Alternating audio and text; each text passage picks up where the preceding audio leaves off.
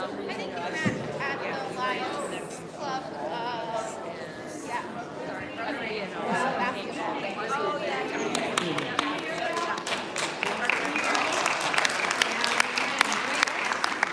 Welcome.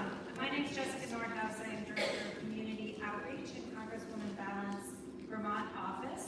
Are you having a hard time hearing? Yes. Do I need to lean in farther toward the mic? Okay. I'm leaning.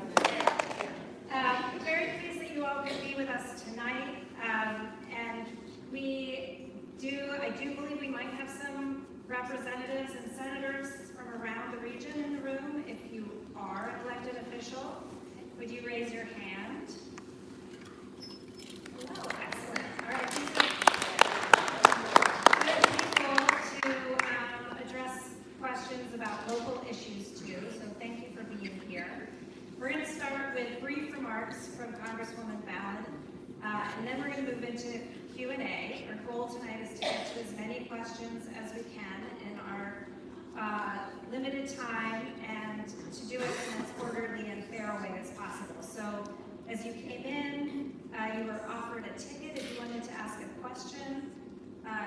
If you did not get a ticket and you want one, please raise your hand now, and a member of the staff will come around and make sure you have it.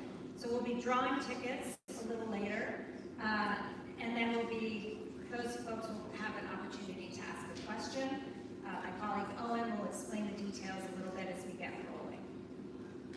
And it's really very much my honor to introduce Mayor Upward Chase to say a few words in introduction. Thank you.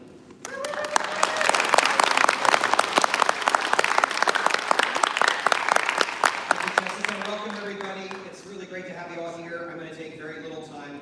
I want to say thank you to North Country Union High School for their willingness to jump quickly last week when asked to host this event. And mostly, Congresswoman Balint, I want to say to you how grateful we are that you've taken time to come up here. Given the whirlwind that you've been existing under in Washington over the last several months, I suspect what you really need is a very long nap. So we're glad that you've taken some time out of your nap in order to come and meet with us this evening.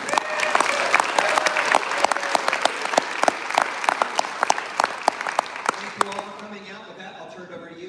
Thank you. Thank you so much. Really appreciate it.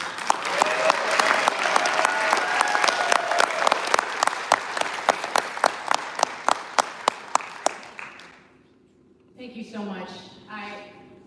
I couldn't have asked for a more beautiful day. So it means a lot to me that on a picture-perfect Vermont day, you are choosing to be here.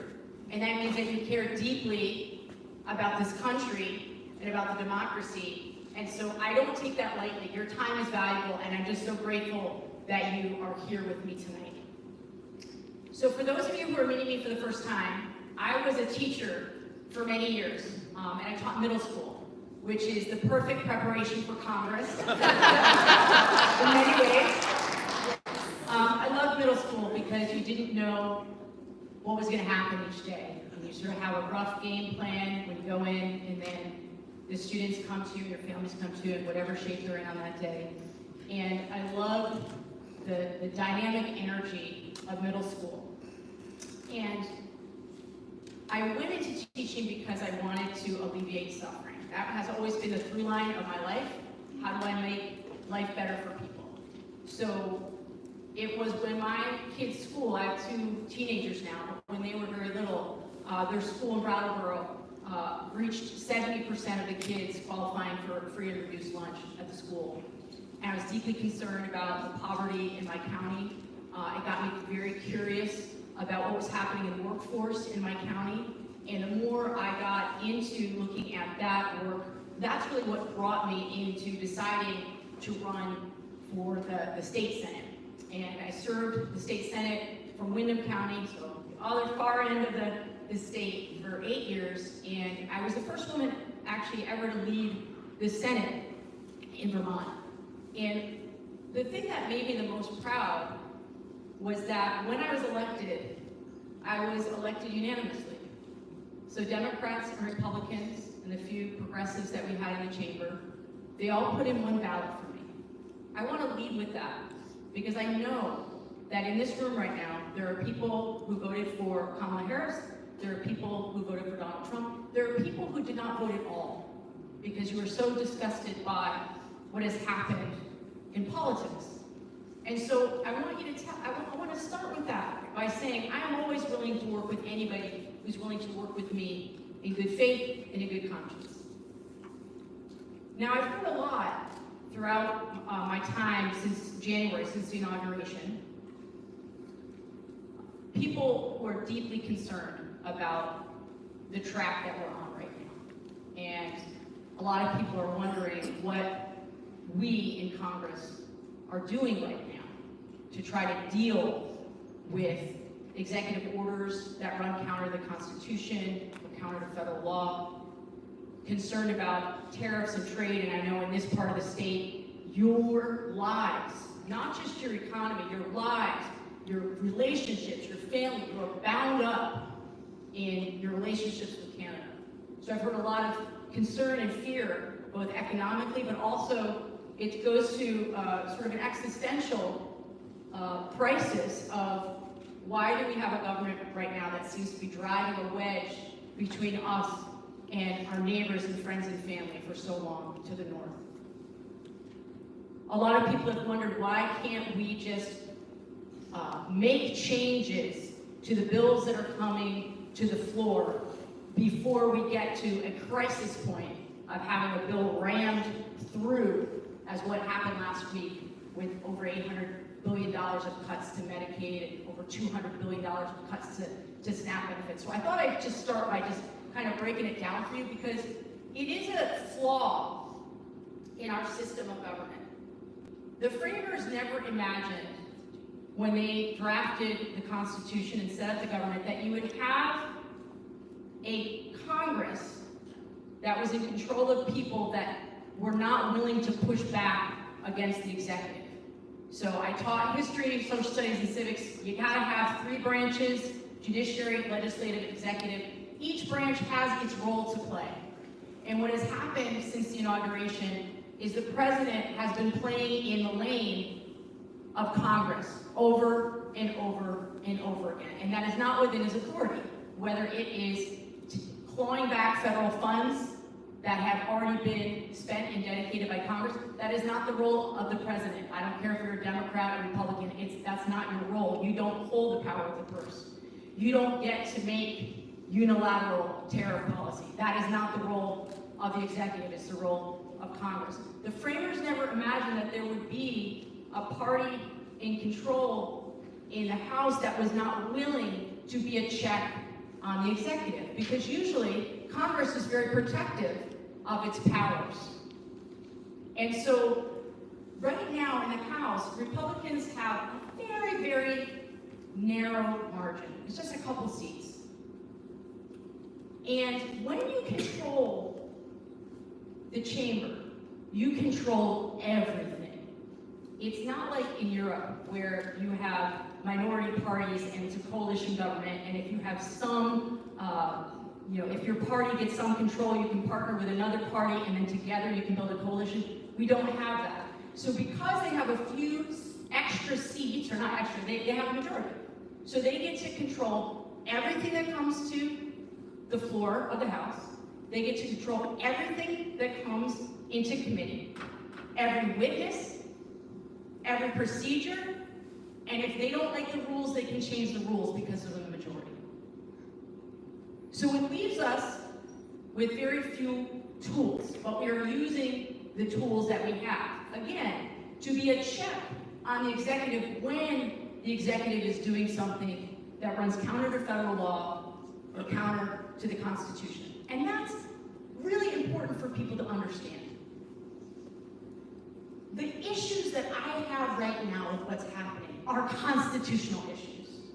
Whether it is due process, whether it is a president saying that he can unilaterally take away our writ of habeas corpus, our ability to not be imprisoned without just cause. Those are my issues. Whether you voted for Trump or you didn't vote at all, or you voted for Kamala Harris, at this moment, at this time, I don't care. I am looking forward, and I'm going to fight for Vermonters. We are Vermonters first, party second. So if something is going to come, thank you.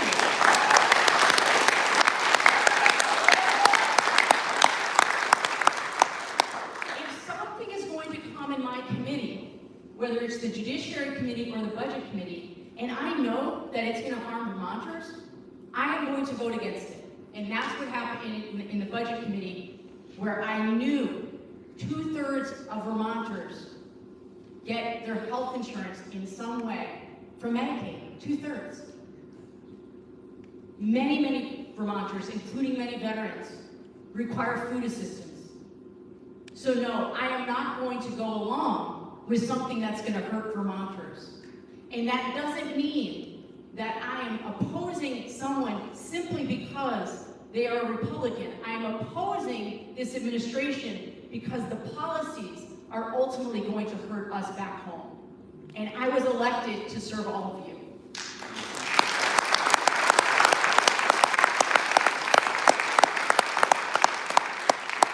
I'm going to touch on one more thing, and then we're going to open it up to questions, because the most important thing is for you to be able to tell me what's on your mind, to ask me questions. I'll answer to the best of my ability. So people have asked, why can't members of Congress bring suit against the administration if they know that there are federal dollars that we have dedicated, whether it's to Head Start, or whether it is to special education, or whether it is to funds that are supposed to go overseas to feed hungry people? Why can't we, if he's violating the Constitution, why can't we sue the Trump administration? Members of Congress have no standing to sue. So we have to go to outside partners. So there are many organizations right now that are taking up these lawsuits, and they're having a lot of success. That's the other thing I want people to understand. The judges that are ruling against this administration are Trump appointees from his first term. They're George W. Bush appointees. They're H.W. Bush appointees. Yes, there are some Biden and Obama appointees as well, but it is across the spectrum. And if, oftentimes I'll turn on Fox News, or I'll watch Newsmax to just find out what they're talking about. And oftentimes they talk about lawfare as if somehow we are going after this president just because he's President Trump. We're going after this president because his executive orders are violating the Constitution and federal law, and he has done it a lot since the third week in January. And that's why there's so many cases, and that's why we continue to win in court. So there's the judiciary push, there's the legislative push, and there's the work that all of you do in your organizations, in your communities. And it is important when someone in the Trump administration says, well, we're going to take away due process, that you take to the streets. It is important that if you know when Stephen Miller goes on the news and says Trump does not need to honor the writ of habeas corpus, yeah, it's important to take to the streets, because we are the democracy. Democracy is an idea. It's a notion. It only works when we are absolutely involved in the process. And I'm going to do everything that I can and use every lever and every tool that I can to stand up for Vermonters and for Americans broadly. But it takes all of us. It takes all of us.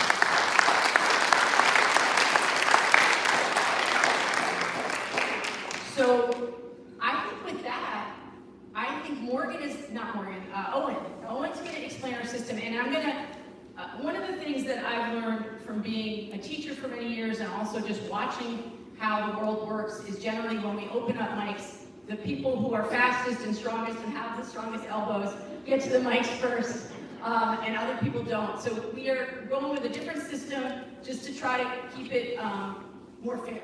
So Owen, take it away. Awesome. Can everybody hear me? Looks like it. Great. So like the Congressman said, our goal is to have as many people ask questions as possible in a fair and kind of orderly way. So we'll be calling 4 numbers at a time to come on up and ask your question. And when your number is called, please do not line up 4 people. Then these folks behind won't be able to see the Congresswoman. But if you could sit in one of these reserved seats here in the aisle, 1, 2, 3, 4. You're there. so organized. Though. Yes. I'm so impressed. If you can sit there, and I'll check your number when you come on down. Sit down, and the first person will come up, ask your question. Please leave it to about 1 to 2 minutes, so that other folks have a chance to ask their questions as well. And then please take a seat so the Congresswoman can respond, and so that people can see. And I'm going to try to get through as many as I can. Yeah, and if your number is called and you don't have a question, but you took a ticket because one might come up, or if your question was already asked, or something like that, feel free to just not come up. We'll call more numbers as we go, and we'll see the seats. Oh, and if I could just say one thing too, it's okay if you don't have a question, but there's something you want me to know, or to be thinking about, or things that you think Democrats should be doing, like, please. I am here to listen first and foremost. I will answer your questions to the best of my ability, but it's not just a one-way street here. Great, so we'll call the first 4 numbers. Please look at your tickets. So we have 536 3331. We have 536 3235. The 536 is pretty much start everyone. Yeah, 536 3230. 536 3164. And I'll read them one more time. And if you come sit behind me if your question was called. 536 3164. 536 3230. 536 3331. 536 3235. Okay, great. Come on up.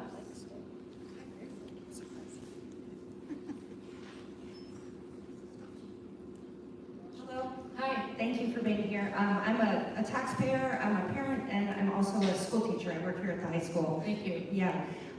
So I wear all of the hats that sometimes often Oh, yeah. sort of contradict. Yes, absolutely. Our Yeah. values clash all the time. That's Yes. right. Yeah. I guess my main concern as a mom of a kid that needs extra support, and as a teacher who's trying to provide that to a classroom with 20 different needs, at any given time, and we're really trying to serve. And then to have my property taxes be so crazy high, I understand from all angles. So I guess what I think really needs to happen is we need to stop voting based on blue and red. You have these 2 choices, and we need to start thinking about voting based on issues, based on policies, opposed to just one or the other. So with that in mind, I think that we need a new plan for funding public education in general. We all know that H 4.4, I don't know if I said that right, I think the bill is H So, and 454. that's a state level? Yes, And so, just to be clear, so all of the funding decisions are made in Montpelier and not made in Washington, D.C. That doesn't mean that I'm not in touch with my colleagues in the state legislature. And my understanding is they're still meeting. This is a very late session, and there is wrangling with that. And it's something I hear from across the state is concerns about property taxes. yeah, so I guess, I know a little bit comes from income and a lot comes from property. I've been learning a lot. I still have a lot to learn The about all the education solars. funding formula is very, very difficult to understand. Well, that's the piece, and in Vermont, we do it very differently than anywhere else in the country, and these decisions are being made based on data that isn't applicable because no one else is doing what we do here in Vermont.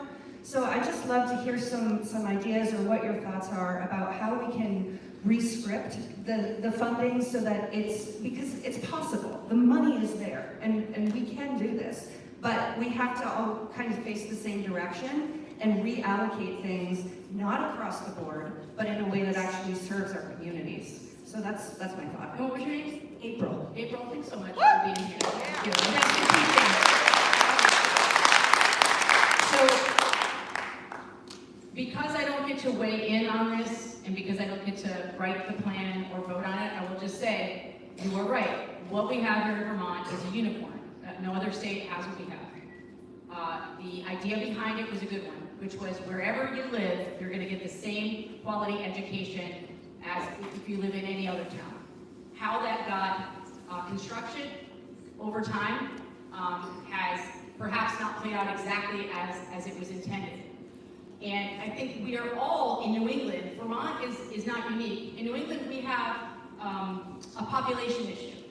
We have, in the sense of, we have fewer kids in the school system than we had 10 years ago, 20 years ago, 30 years ago, right? And so there are fewer students coming into the system. There are fewer taxpayers paying into the system.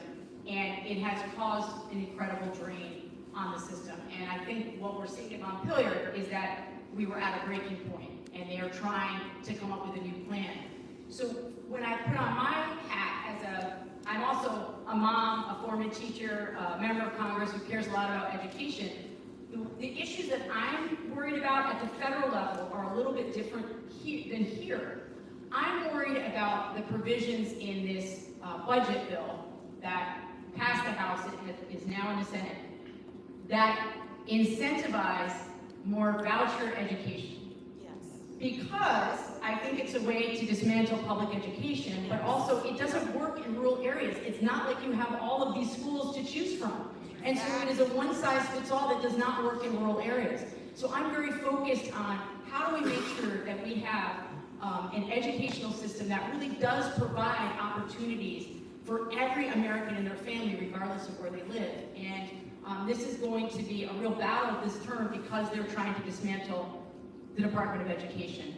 And so I feel for you. I'm also a taxpayer. I understand, and I also know Vermonters care deeply about education. So we've got to figure this out, because the solution is not to turn away from education. It's for everybody to figure out how we make it more affordable for people, but give an equitable education regardless of where you live. So I appreciate the question. Thank you.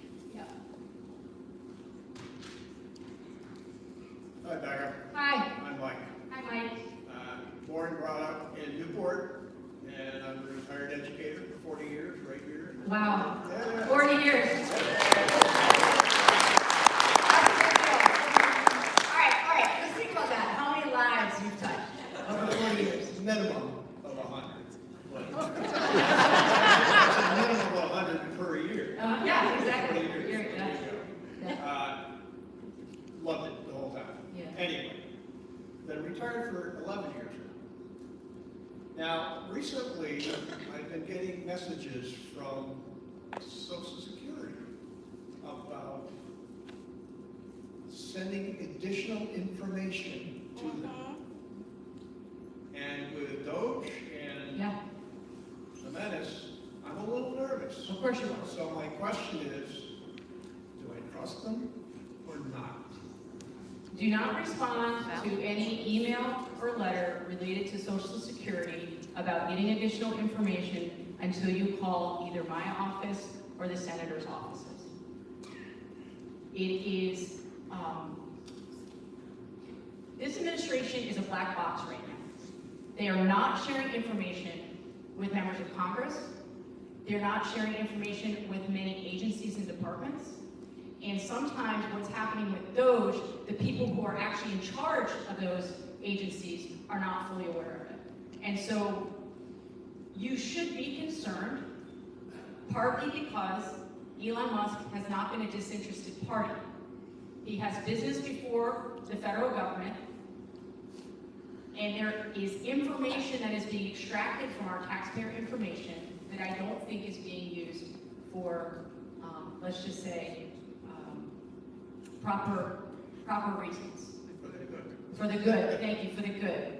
And so I think you should be concerned, and I don't want to be alarmist, but I want us to be smart.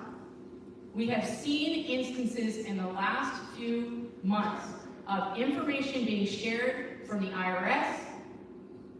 We are concerned that information from Social Security is not as secure as it was because they're not being honest with us about the changes that they have made in the computer systems in those agencies. So I wish I had better news. Well, that's good enough, I think. Yeah, I mean, it's, so in normal times, a member of Congress has a liaison with the White House, and you can get your answers. You can write a letter, you've got a touchstone in the department so you can know what's happening. We are finding out from people in the field who's telling us the federal money didn't come. or this program got shut down. We're not finding about it from the administration, we're finding about it in reverse. So please, if you have a question, call one of our offices. And if you're in my office, I got Morgan here, Jessica here, Owen, Thomas is in the back, Aileen is around, Gus is here, so please grab a card. Congresswoman, can you repeat one more time to not respond to these calls, texts, because we just want to make sure they're hearing that really loud and clear. Yes, please do not respond to emails, texts especially, No text. Calls. okay? Or for any additional private personal information of yours, call our office first, please. Thank you. Congresswoman, may I, sorry, really quickly, if for Social Security, log into Come your on up Social here so Security. they can Oh, hear. sorry. I'm sorry. This is Morgan. She does a lot of casework in my office. Well, I'm not. Log into your Social Security portal and try to get into that space. If you need, call our office too, and I can try to help. Okay, thank you. Sorry, just wanted to get that. Great, who's next? I don't do anything with those things. I get rid of them. I'm concerned about the Constitution, just as you are concerned about the Constitution. Yeah, me too. I can't imagine what the judiciary is going through. And I know there's something in that big fat bill that is going to try and limit how the judiciary, how they respond to people like you. You wouldn't be able to do whatever. So Yeah.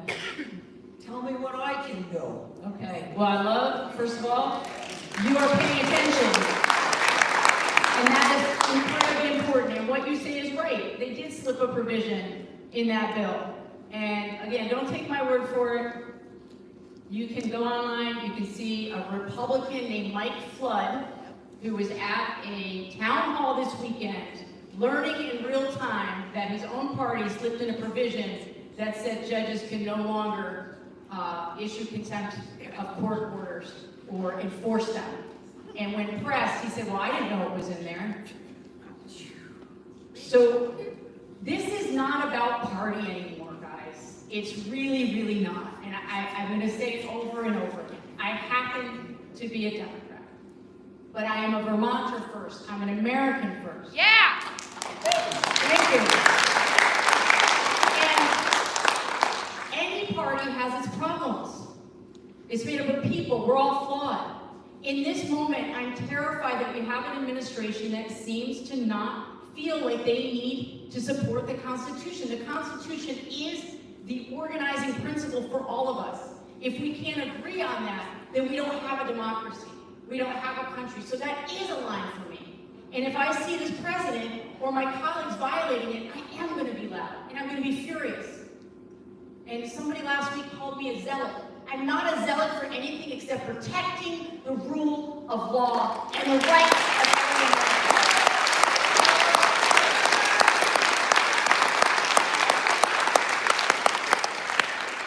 So we have to do what you did, which is pay close attention, and we need to hold elected officials accountable. In the same way, I do these town halls because I have to be accountable to you. I don't ask you on the way in who you voted for. I didn't ask you what your political party is, although some members of Congress are doing that. They're only letting people in if they're Republicans. It should shock us to our core. So you have to pay attention. We have to put pressure on all our elected officials to support the rule of law, to stand up for our rights. And I know it's exhausting. I hear from a lot of people, I don't even watch the news anymore. People say I check out. People tell me, thank God you're representing us so I don't have to pay attention. That's not the takeaway. The takeaway is democracy only works, this experiment only works if we're paying attention. But focus on the issue that's most important to you, or else it's overwhelming.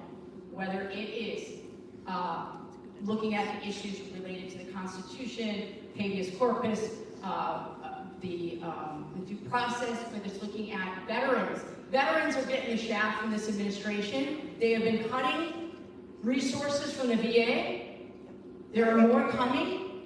If you are a teacher, you see that they're trying to dismantle the Department of Education. If you are a senior, they are going after Medicaid, and now we just learned, again, we learned that in this bill, because the deficit is being increased by so much by this bill, it puts Medicare at risk as well, because there's a safety valve that it makes automatic cuts to Medicare. Boo! Yes.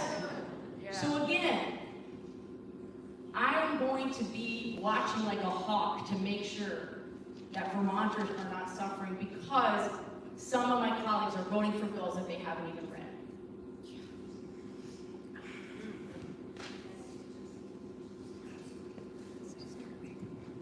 Nice to see you. My name is Carter Maxwell. I'm a student here. I'm also a member of the College and Planning Commission. One of my biggest concerns is the weaponization of the Department of Justice and other law enforcement that was recently used to arrest New York Mayor Rasmarka and Congresswoman LaMonica McCulver when they were protesting a border facility in New Jersey.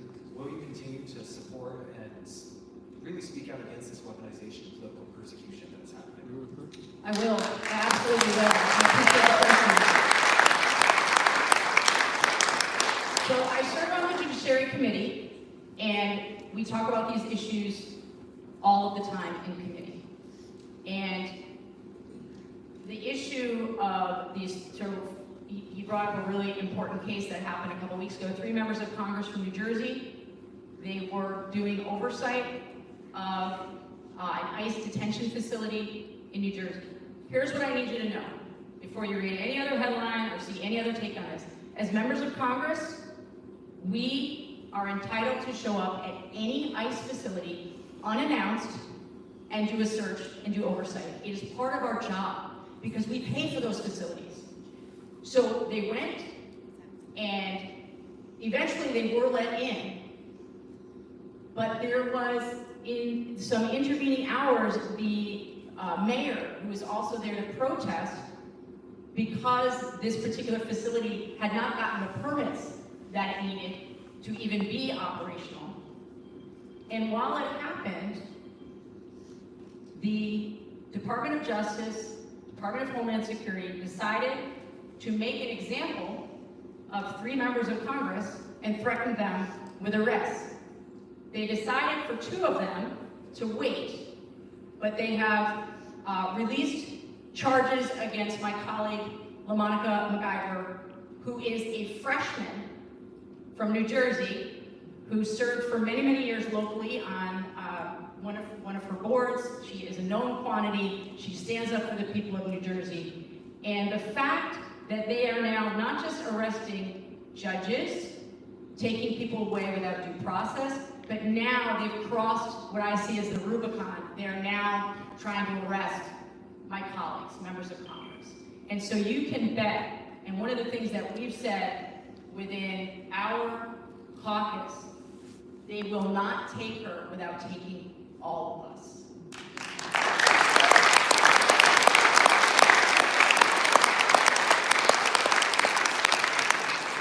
Great, and I'm gonna call the next 4 numbers.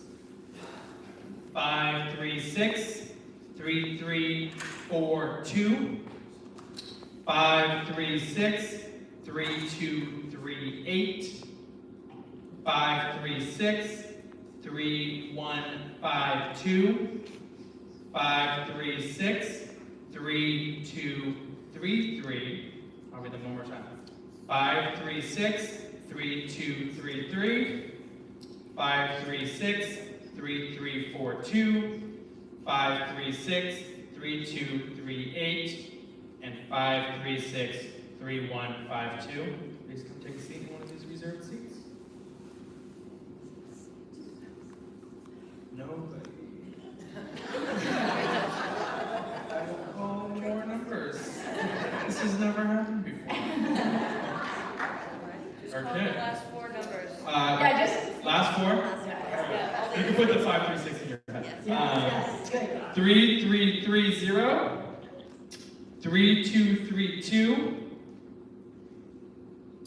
3151, 3327. So it's 3327, 3151, 3232, 3330. I'll bring the mic to you. I don't need a microphone. I'll put the mic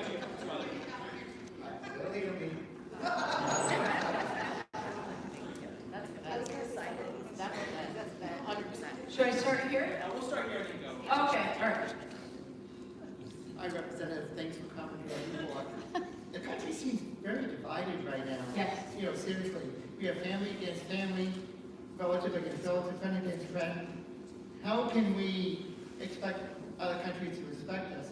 And how can we stand guard from somebody coming in the back door, quote unquote, when we don't even get along where we live? So I think about this all the time. And I came across some really interesting stats the other day. I'm a voracious reader. I'm insatiably curious. I'm trying to figure out how we got here. So as partisanship in this country has increased, meaning we have self-selected into zip codes essentially by political persuasion. So 25 years ago, 30 years ago, you were much more likely to have a neighbor from a different political party than you are right now. So we've self-selected into highly partisan groups. At the same time, we have had an incredible rise in income disparity. Yes. 100 years, we haven't seen, it's been 100 years since we saw such economic disparity as we have right now. And also, at that same trajectory, so these three stats, we've also had a steady increase, almost exactly in line of the increase in our crisis of loneliness and disconnection in this country. So I think, like many people in this room, I have people in my family that vote differently, that think differently, that have a different worldview than I have. They are still my family. They are still people that I am trying to understand. And I hope that they will give me the same grace. I think a lot about a climate scientist. Her name is Catherine Hayhoe. And she's unique in that she is a climate scientist. And she's, we got some fans on it. She is an evangelical Christian who's a climate scientist. And she has talked about how difficult it has been for her throughout the course of her career to have to constantly be straddling lines. And for a while in her evangelical church, people said, climate change is a hoax, it's not real. And she had to figure out ways to expand her ideas about climate while also respecting them. And one of the things that she says over and over again in her work is you gotta start with what you have in common, whether it is sense of place, family connection, whether it is your love of the outdoors, or your connection to spirituality. You have to start from there. You can't start with talking about politics. You can't start with talking about policy differences. You have to start with what you have in common. And Jessica and I were saying, one of the things right now, is one of the only things holding us together, is that we all ostensibly believe in the Constitution. That is the thing that we've organized ourselves around. So whenever I am in a room full of people, I assume that we all have a different worldview. I don't assume that everyone agrees with me. And so I lead with curiosity. I assume that if I ask more questions, I'm going to have a better understanding of where this person is coming from. We have forgotten how to listen deeply to each other. It has scared us when we see sometimes anger and vitriol coming at us. And so we become paralyzed and we stop putting ourselves out there. And when I first ran for office, someone had said to me, I'm worried about you. And I said, well, why are you worried about me? And he said, well, I'm worried because you're such a kind person, you're a compassionate person, you're a deep listener. He's like, I'm afraid politics is going to eat you alive. And I said, hey, I taught middle school. Like, okay. But I said, well, that's really interesting that you would say that because I know who I am.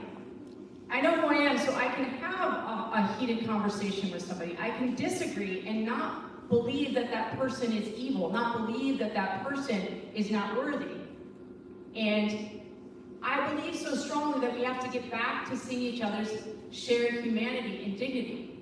And that doesn't mean that I'm going to roll over in a Judiciary Committee if I believe that you are trying to violate the Constitution or violate my rights. But I hopefully will bring to that committee hearing dignity and respect, because the person on the other side of the table is a human being and has a family and has hopes and dreams and desires just as I do. It is not always easy to do that. But that is what I try to do every day in Congress, so that I don't get into the frame of it's us against them.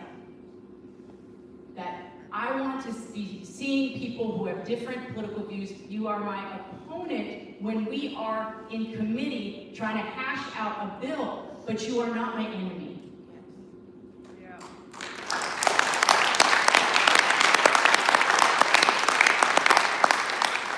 It's working. Do I really need a microphone? I don't think you do, boss. Like Mike, I was a teacher right here, retired. Thank you. So many teachers here. Thank you. Like you, I taught middle school social studies, but I also taught high school social studies for a quarter of a century. And another comparison I want to make personally is that in 1969, when I graduated from college, I was at the time living in Queens. I went to Adelphi in New York, and I'm about the same age as, what's his name, the president? About the same age, living in Queens. We had the same draft board. Oh, interesting. When he was getting his 4F for bone spurs 5 times, I enlisted in the Navy. That's not why I brought that up. It's because, like you as an office holder, I took an oath at that time, Yes.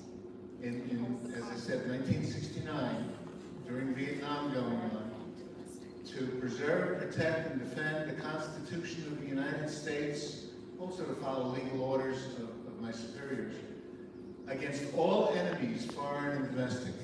Now that oath I took then is still my belief. For office holders, even though they don't put their hand on the Bible when they take that oath, to follow that. Yes. Now, specifically, Yeah. I've been a Vermonter for over 40 years. I live in the little village of Derby Line. I was just up there this morning. Well, I want to invite you to come back. My question is, will you come back and let me take you on a tour? You probably went to the library, I did? but I want to show you the buildings that Customs and Border Protection and Border Patrol are strangling our village with. Yeah. They are seizing through eminent domain, or buying through eminent domain, those buildings and making them into both eyesores, which diminish our value, and turn them to hazards, frankly, as well. And now, I have been assigned by the trustees in the village to communicate to them, but when I tell the port director that we're having these problems, he says that's above my pay grade, and I don't know anything about it. Until I contact your office, and your people have been helpful to me, Senator Welch, Senator Sanders' offices, and then the port director calls me up and says, please call me directly, don't call Congress. If you answered my question the first time, maybe I would have done that. I have never gotten such good advice, because that means that's exactly what I'm going to do, is every time call Congress. The last time,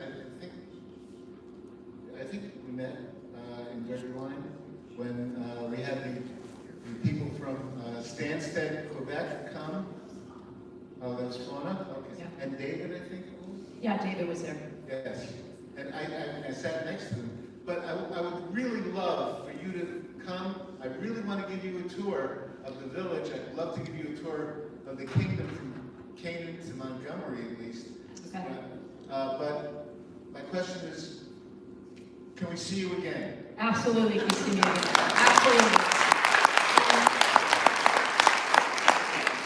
Thank you so much for your service to our country. My dad came here as an immigrant after losing members of his family in the Holocaust. He came here, and the only way he was going to be able to afford to go to college was through ROTC. He was in the Army. I was actually born on an Army base in Germany.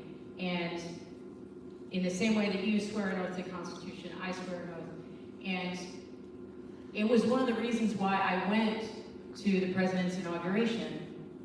I wanted to see him swear an oath to protect and defend and uphold our Constitution. Because I wanted to be able to have that in my back pocket if I saw him working in violation. And I do respect the office of the presidency. And I wish that he did more.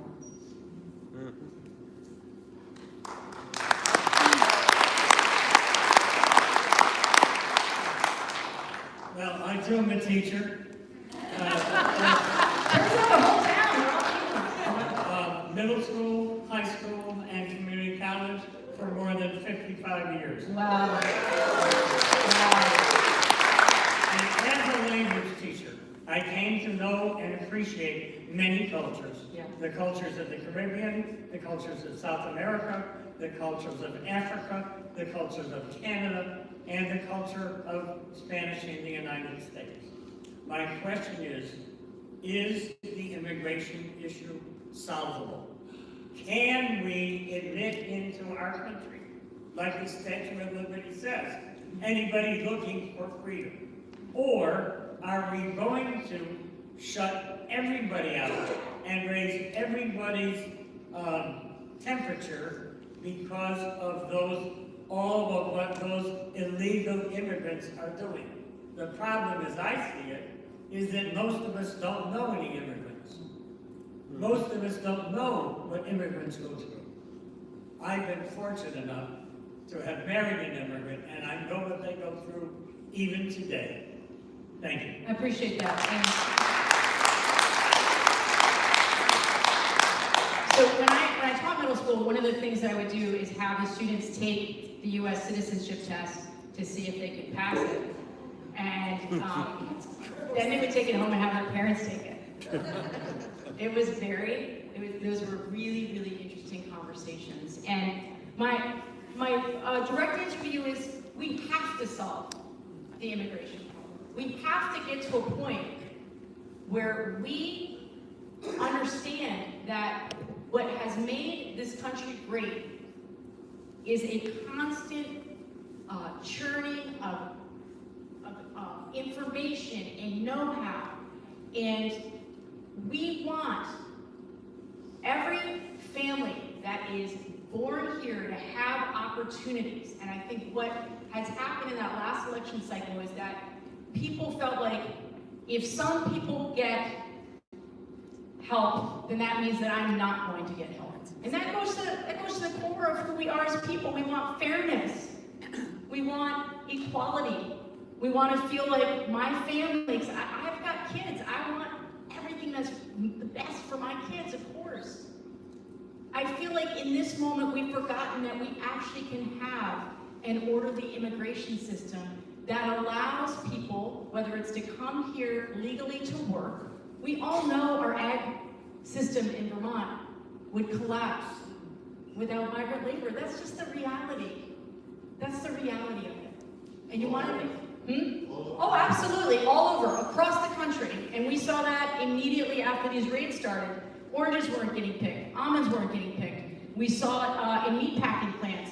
People, of course, staying home, not going in. And so we know that our economy is completely bound up in immigration and migrant labor. And of course, we have to come to a place in Congress where it is no longer a political issue, but we see it as an existential issue for the country. If we don't have avenues for people to come here legally to work or to build a home here, I'm going to be really crude right now. We're not going to have anybody around to wipe our asses because we don't have enough people in our country now to fill the jobs that we have right now.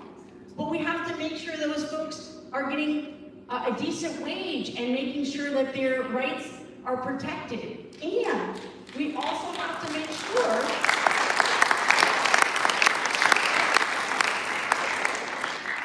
that we have an adult conversation in Congress about the give and take and how this works.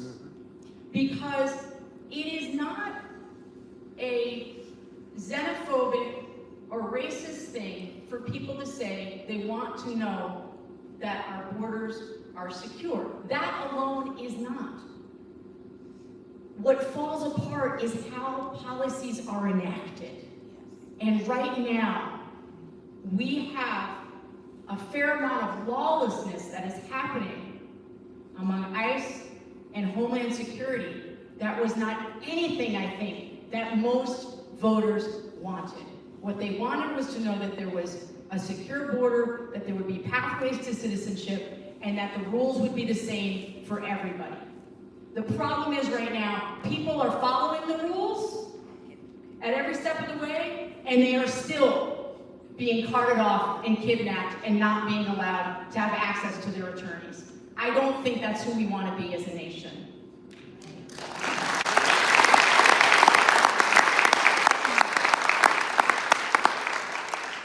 But I think we are in our bunkers right now on this issue.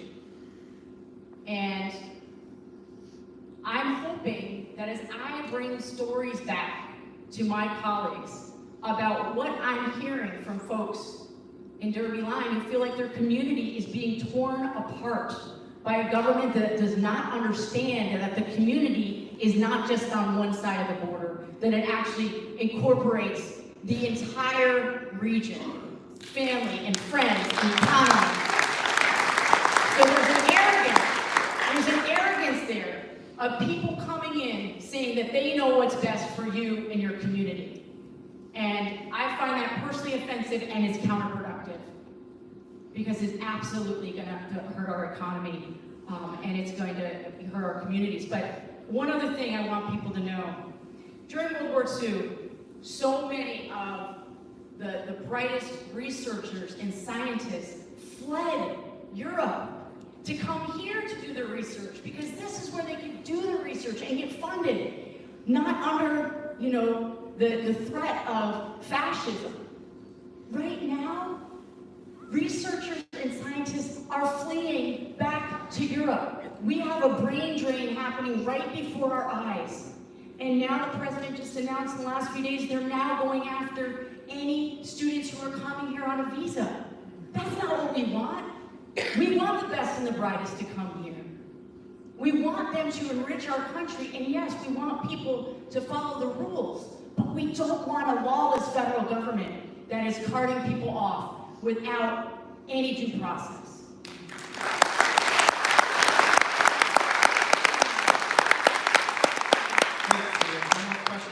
Here, watch the asking question to give folks some time to come down over the next couple tickets. 3344, 3328, 3341. So that was 3341, 3328, and 3344. Hello. Hey, you're short like I am. Yeah. Vertically challenged. Yeah. I was not a school teacher in my career. Although I wasn't stopped while my kids were. Hey, no, stop. My kids told me they were in junior high and they said, "You do not want to stop here." Frank was my high school AP history teacher, and Mike was my kids' coach. Small towns. I am concerned about so many things. I know. I have so many questions, but I will try to limit it to something that's relevant to my experience. Okay. I was a federal worker for 7 years. Yeah. It's perplexing to me and somewhat alarming that federal workers have been made to be the enemy. They're the fraud and they're the waste that need to be reduced. And over, I don't know what we're up at, 24,000 people that were just across 25. the board fired, let go. What I would like everyone to know is that Federal workers do the often thankless job of enforcing and applying the laws passed by Congress. They don't do it for the money or the glory. You're not highly paid. The people I worked with in the 7 years I was with the most reviled agency, the IRS. It was my first job out of college, and let me tell you, a naive rural girl from Vermont, I had quite an education working in Southern Florida as an IRS auditor, let me tell you. And those who are committing fraud are not the blue collar W-2. 100%. 100%. They're at the top. They're at the top. I saw it every day. I audited 4 tax returns a day, and the wealthy business people, the tax code is geared toward them to take way more deductions. I saw multimillionaires taking multi-million-dollar losses on hobby farms. It was, the tax code allowed it. Anyway, that's another issue. Can I just say one thing? Yes. Last session, we tried to put more money in the IRS to go after the people at the top. It's crazy. And Republicans cut that out. And we literally, the hidden secret was less than 1% of all tax returns were audited. So the ones that we saw were the worst of the worst of the worst. The system went through and ran the numbers down. And these were people that were just putting 1 million, that number as a deduction. It was complete fraud. I just want to advocate for the federal workers that I worked with. Honest, dependable, loyal, conscientious. They're you and me. They're coaches. They are hardworking, full-time workers that are being fired. So I guess my question is, they're decimating all these agencies and departments. If they are successful in actually shutting a department down, what is the possibility of that? And moving forward in the future, following administrations, what will that look like? Well, if they shut down the Department of Education, is it going to be as easy to build it back up? My son, the other thing I want to mention is my son now is a federal worker. He works for NASA as an educator. And what you are hearing is true. Almost immediately, you receive the emails. If you see anybody talking about diversity, equity, inclusion at any time during the workday, you report them. Things were shut down. Some of his favorite projects as an educator. One, Steam Ahead for Girls. God forbid we promote girls in STEM fields, completely shut down immediately. So it's not us being paranoid. It actually is happening. Oh no, they're actively trying to get you to spy on each other. So I guess my questions are, if I can ask more than one, what's the possibility of these being shut down, and what would it look like later? Will these people be able to get their jobs back? Yeah. Second of all, I wasn't able to find any accurate or reliable information on. They keep saying that this is saving all this money. They're not. But I heard that they spent more in the last 3 months this year than they did last year. So I don't know what's the truth there. So much to unpack here, and first and foremost, you are not wrong. The mastermind of this is a man named John Vogt, and Vogt. He said we're going to make the federal employees Traumatized. We're going to traumatize. We're going to traumatize them. They are. So that they will quit, they will leave. This is all part of Project 2025. This was one of the plans, which is to get rid of all nonpartisans in the government and replace them with loyalists, Trump loyalists. Yes. That's part of the plan, and you unfortunately are seeing that in real time. People are being fired without cause. A lot of people are being let go like a week before their probationary period is over, and being sent really insulting emails that they are being fired because they did poor work, which is absolutely not true. There's no evidence of that whatsoever. So it's part of what we're doing with partnering with outside agencies and law firms to sue the federal government about what's happening to federal employees. The executive branch cannot claw back money that Congress has dedicated to programs. And we just got a positive ruling last week around the initiatives to shut down the Department of Education. But it's going to take us a long time to build back from this. It is. But it's not impossible. If they It's decide not impossible. The Department of Education should not exist. The next administration, it could still exist. Well, these agencies are created by Congress. They can only be dismantled by Congress. Again, to the lawlessness. So, we're keeping track of what's happening in all of these agencies and all these departments. But what we want, when we come back from this, because we will come back from this. We will. We won't come back from this. We will. I have to share my biggest feeling. We will, because we're too great a nation not to. The people are amazing. Yes. The American people. My Yes. neighbors, this was gives us hope, is that we look around locally at the people. I guess my biggest fear is, would it be possible for Congress to change the Constitution? It's been said by the current administration, even before the president was elected, that this would be the last election they would have, that they would change it so term limits would cease to exist. Yeah. Is it So possible? he says a lot of things.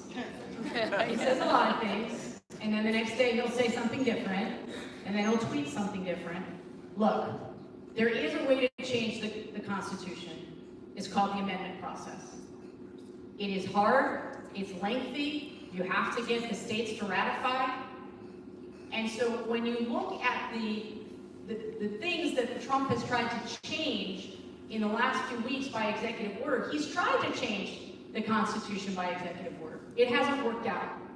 He keeps getting defeated in court, and he's going to continue to get defeated by judges across the political spectrum because we have a process of amending the Constitution, and it's made complicated and lengthy for a reason.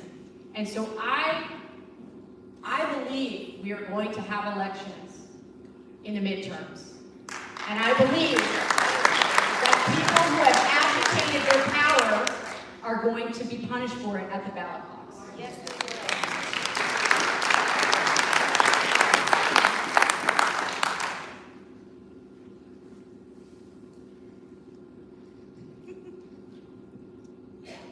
Hi, my question is about David Hogg, the vice chair. Ah, yes. Um, Why don't you give them for folks who don't know who David Hogg I was is? going to say, for those who don't know, David Hogg is one of the vice chairs of the DNC, and he is proposing a $20 million spending to try and get young people, average people such as you who are teachers, to try and primary incumbent Democrats to get people out of office that are there just to enrich themselves. One example would be Joe Manchin, who owns the coal company and is one of the lead regulators on the coal companies. And he's faced a lot of pushback from this through the mainstream media, through pretty much any of these. You mean David Hogg? David Hogg, Putting this up, he's yeah. on his proposals. Yeah. And I just want to know what your opinions are on Yeah, that. I really appreciate this question. And I'm going to say something that I think is very shocking, but the last 7 people to die in office, to die in Congress have been Democrats. And it's all happened in the last few years. We do have an age problem. It's not exclusively an age problem, because there are people who are older, who are still doing a fantastic job. But if you have stopped being effective, if you are not the same person that you were 20, 25, 30 years ago when you first ran for Congress, it is important that you step aside and you let other people run.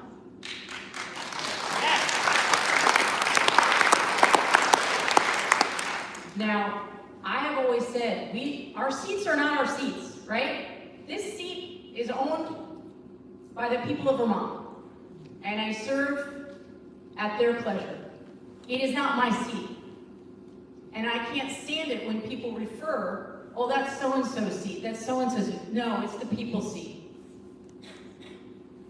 One thing that I think in the short term is something that I'm gonna be working on, because David Hogg is he's gonna fund whoever he wants to fund, right? I hope some of those people that do have primary challenges will think to themselves, am I the right person for the job, or is it time to step aside? But a lot of people don't know that in Congress, Republicans have term limits on their committee chairs. And I'm not sure if it's 2 terms or 3 terms. But you run for, a committee chairmanship, or, whether it is, on judiciary or oversight, and you serve the pleasure of your conference for those few terms, and then you do something else. You don't get to be the chair for 20 years or 10 years. So what happens on the Republican side is they do cultivate younger leaders, because the structure is set up for them to do that. And it isn't a big, a dramatic trying to push people out. It's just the rules, and everybody knows it. We got to get in people from different perspectives. And so I've been talking, I was actually on the phone with a friend of mine who serves with me in Congress, and we were talking about what would it take for us to get a rules change through the Democratic caucus to change that, so that there is natural churn happening. But I think it's important that he said it, because he's saying the thing out loud that so many people are thinking. So I don't think it's insulting for him to say that. I think we all have to make the case every 2 years that we are the best person for the job. That's the way the system is. So 2 more questions that are right up here, and then Congressman will provide some closing remarks, and we'll be here shortly for staff to answer any questions, or the Congresswoman too as well, one-on-one after we're done. Next up. Yes, sir. Hi, Becca. Hi, how are you? I'm so glad you're my representative. Thank you. Very kind of you. About 2 months ago in Island Pond, you mentioned that some of your Republican colleagues were scared shitless, but afraid to say anything. Yeah. How is that 2 months later? Yeah. I would say they're even more afraid now, because I say that from watching what happened in the last couple weeks. They're hurting their own constituents by voting for these Medicaid cuts. They're hurting their own constituents by voting against SNAP benefits. And the more that we pointed this out to them in committee, we lay it all out there, they would not make eye contact with us. They were looking at their shoes. I was in a Judiciary Committee markup, which is where you look at a bill, you bring amendments, you try to make changes. I was in a committee hearing for 9 hours, and my Republican colleagues said nothing. And you can go back and watch it, it's all on C-SPAN. They refused to engage with us, they refused to debate the merits, in some instances because they knew it was not defensible, because they don't want to be on camera supporting cuts to Medicaid, knowing that 40% of their constituents benefit from having that insurance program. One of the things that I have been really interested in is figuring out sort of the different reasons why people are feeling scared to speak up. And so for folks in the audience, I just want to be clear, what Republicans say on TV is very different from what they say to you in the elevator. It's very different that they say to you when they step out of committee. They roll their eyes about the president. They roll their eyes about, stupid tariffs or trade, but they won't speak up. And there's reasons. One is they're afraid of being primaried. From my perspective, that's not a good reason. Okay. So afraid of losing their election, literally being afraid for their lives, because some of the people who attacked the Capitol the day after that Trump pardoned them, they came back to the Capitol and they sat up in the gallery in the House of Representatives and looked down. And they weren't looking at the Democrats, they were looking at the Republicans. We see you. And then there's this other piece that I've been thinking about a lot in the last 72 hours, is something that Adam Kinzinger said. So Adam Kinzinger was a Republican. He served on the January 6th committee, and he gave an interview some months ago, and he said, "I've stopped thinking that it was about worrying about losing the election." And he said, yes, he said, "I've gotten death threats, so I know that's real. I know there was a fear that people were just gonna show up at your house." He said, "But I actually think the real issue for some of them, especially the more moderate Republicans, is that they are deathly afraid of losing a sense of belonging. Because they saw what happened to Adam Kinzinger, they saw what happened to Liz Cheney. Every single Republican that has spoken out has been cast out of the group. And so I've just been thinking about that. How do you give people an off-ramp? How do you give people a hand to say, you can't jump by yourself, you gotta jump together. We know that you together are not happy with the fact that you just voted for these cuts against your own constituents.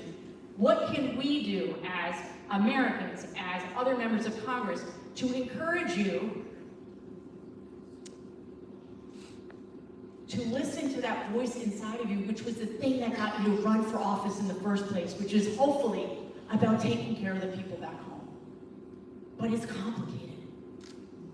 But it hasn't gotten better. It's gotten worse. You're welcome.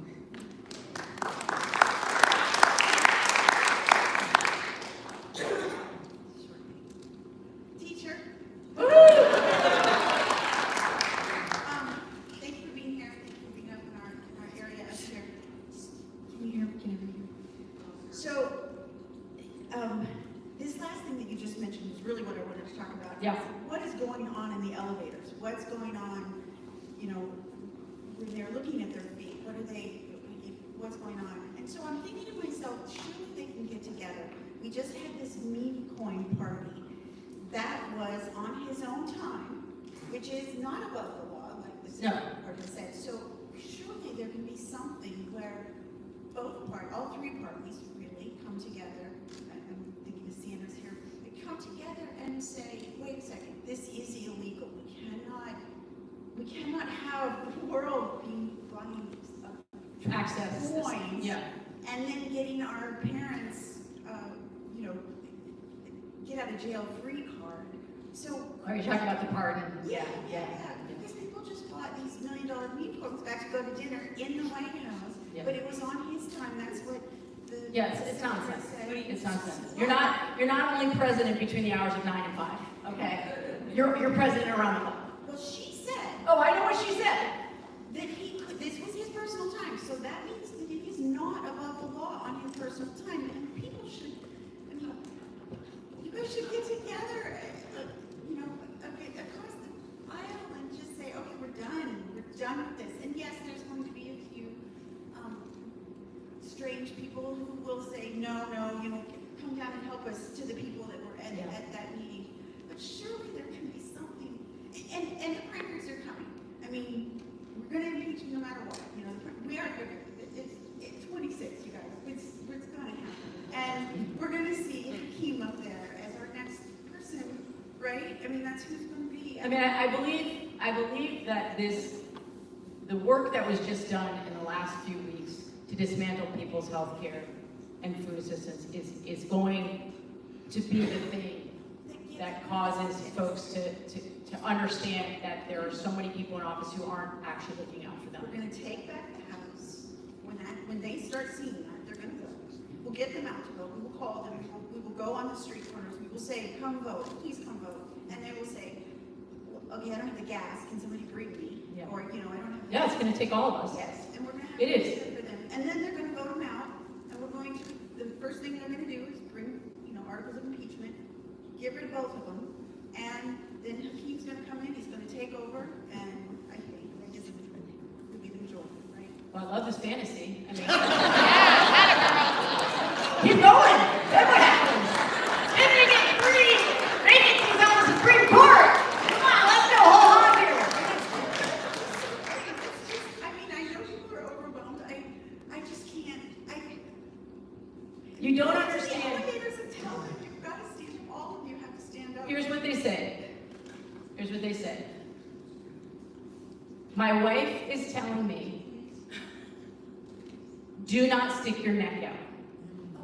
I do not want people showing up at my door or at my kid's school. That's where we are right now. Yes. Because they saw what happened when Trump pardoned everyone. He said he was only going to pardon the people who weren't violent. He said that. And there were lots of people who trespassed, they were trespassing, whatever. You pay your fine, you serve your time, you're done. He said, I am not going to let out the most violent. And then in one signature, he let them all out. And so that was a message to people in the Republican conference, do not step out of line. And so we have tried so many things. We have tried shaming them, embarrassing them. Of course, shame and embarrassment never works. It doesn't work for human beings. We have tried to get them to see you're hurting your own people. We have said you gotta jump together. We've said, what's gonna happen when Trump is gone? What party is gonna be left? Do you wanna be part of that? Like, don't you wanna be part of building the next thing? So far, we have not hit on the thing that will move people to find that courage and that bravery, which is why right now the power we have is we have to get out on the street, we do, and we have to make sure we're deeply involved in the midterms. Because people who act like this, who abdicate their power and responsibility and put their own constituents at risk, do not deserve to be sent back to Congress. So we all have to hold them accountable. We deserve so much better than what we're getting. We do. I mean, that's what I want people to understand. We deserve so much better than this. And that's why I come out and do these town halls. I want people to understand I haven't given up hope. I see the ugliness every day. I sit in those committees when they won't make eye contact with me. But I haven't lost hope because I believe in the human spirit. I believe in the talent that we have in this country. I believe that the hope that we all show to each other in community is going to be the thing that gets us through. And by sheer force of will, we are going to bring those people over. And it may take longer than we want, or that we need, or that we deserve, but we will. We will, because we deserve better.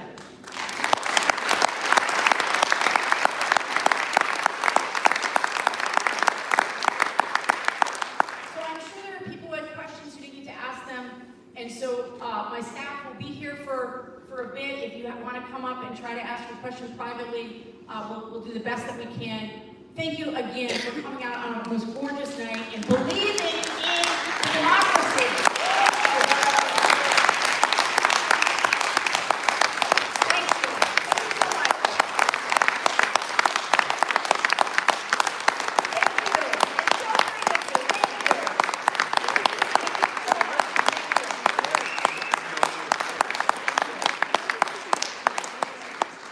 you. Oh yeah, so if you have casework concerns, if you're having problems with Social Security, veterans benefits, immigration issues, please come on up and get a card from somebody so that we can help you.